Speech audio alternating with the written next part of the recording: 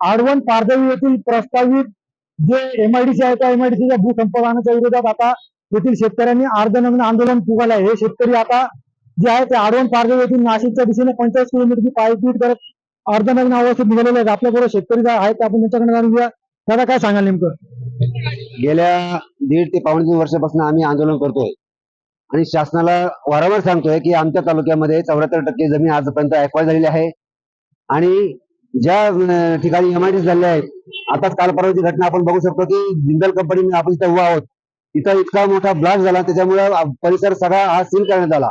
म्हणजे आडवण पारदेवी जर एमआयडीसी झाली तर परिसरातला अर्धा युक्त तालुका हा बेघर होईल आणि त्याचं जे दूषित पाणी आहे ते संपूर्ण महाराष्ट्रभर जाईल आणि त्याच्यामुळे अर्ध्या महाराष्ट्राला त्याचा प्रदूषण होईल।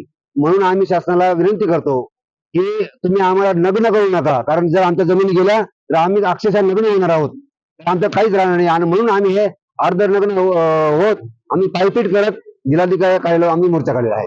मागही आपण आत्मदहनाचा इशारा दिला होता, त्याच्यानंतर काय झालं? त्यानंतर त्यांनी मोदी थांबवले आहे आणि यापुढे जर त्यांनी परत असे प्रयत्न केले तर आम्ही आत्मदहनाचा सुद्धा इशारा देऊ शकतो। जर पाहिलं तर हे भूसंपादनाचा विरोध करत आहेत आणि जर ही मोदी जर थांबवली नाही आणि जर सातबाऱ्यावर जर शासनाचे नाव लावले तर यांनी आत्मदहनाचा इशारा दिलेला आहे। शैलेश पुरोहित, TV9 मराठी, इगतपुरी।